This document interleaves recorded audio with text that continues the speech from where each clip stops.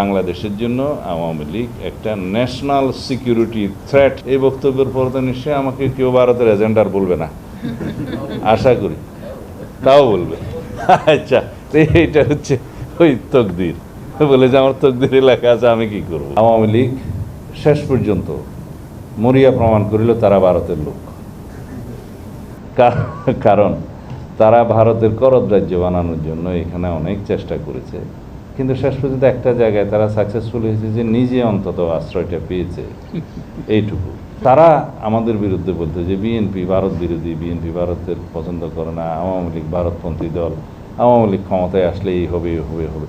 কিন্তু তারা নিজেরা যে এই জিনিসগুলো গত 15-17 বছরে এমনভাবে প্রমাণ করে দিবে বাংলাদেশের মানুষের সামনে, সেই জন্য একটা ধন্যবাদ দেওয়া দরকার যে আমাদেরকে আর প্রমাণ করতে হয়নি যে কারা কোনপন্থী।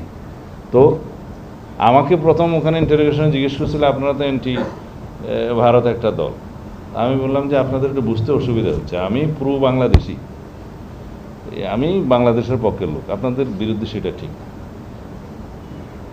যাই হোক, এদের অ্যাটিটিউডটা এরকম। এনিওয়ে, তারা বাংলাদেশের জন্য আওয়ামী লীগ একটা ন্যাশনাল সিকিউরিটি থ্রেট হিসাবে আমরা মনে করি।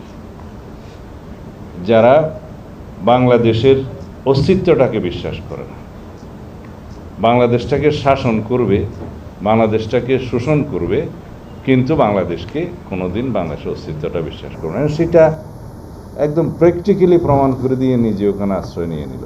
এই বক্তব্যের পর তো নিশ্চয়ই আমাকে কেউ ভারতের এজেন্ডার বলবে না, আশা করি তাও বলবে। আচ্ছা, এইটা হচ্ছে ওই তকদির বলে যে আমার তকদিরে লেখা আছে, আমি কি করব। এখন এত বেশি স্ট্রাগল করলাম, এত 4 বছর নিম্ন আদালতে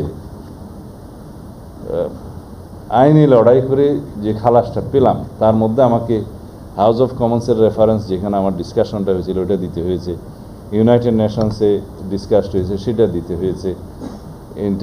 অল গ্লোবাল হিউম্যান রাইটস বডিসের যে কনসার্ন যেগুলো প্রকাশ করেছে বিভিন্ন সময়, সেই কাগজগুলো দিতে হয়েছে। এবং বাংলাদেশের যে প্রিন্ট মিডিয়া, ইলেকট্রনিক মিডিয়া প্রকাশিত সমস্ত সংবাদ, এগুলোর কথা দিতে হয়েছে। আমি রিড করেছি সেই স্ট্রাগল, রিটের যে অর্ডার, এগুলো সহ বিভিন্ন রকমের সার্কামস্টেন্সিয়াল এভিডেন্স সবগুলো দিয়ে তাদেরকে কনভিন্স করার চেষ্টা করলাম যে এইটা তো কোনো নর্মাল ট্রেসপাসিংয়ের ঘটনা হতে পারে না। আলটিমেটলি আমি খালাস পেলাম। খালাস ওই শর্তে পেলাম যে প্রসিকিউশন প্রুফ করতে পারে না ওইভাবে। এবং ইন্টারেস্টিংলি ওখানকার আইনটা এরকম ছিল যে আমাকেই প্রুফ করতে হবে যে আমি দোষী না, উল্টা তাও করেছে। এরপরে আবার ভারতের সরকার এরকম একটা খুচরো ট্রেসপাসের মামলায় আপিল করলো।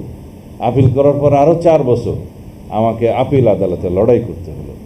সেই লড়াইয়ে আবার 4 বছর পরে জিতার পরে তখন আমাকে ট্রাভেল পাসটার জন্য সংগ্রাম করতে হয়েছে।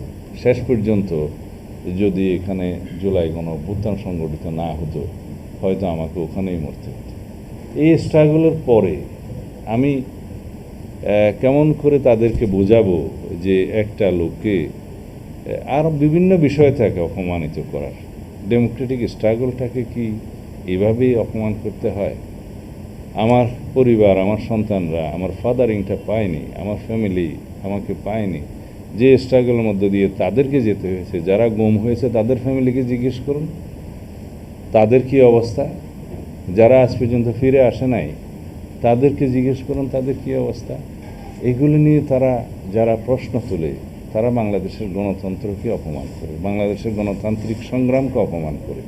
এগুলো নিয়ে যারা রিউমার ছড়ায়, তাদের প্রতি আমার নসিহত নেই, তাদের প্রতি আমাদের নসিহত নেই, কারণ তারা মোটিভেটেড হয়ে এগুলো করে। তারা না বুঝে যদি করতো তাহলে বলতাম যে তারা না বুঝে করছে, ক্ষমা করে দাও।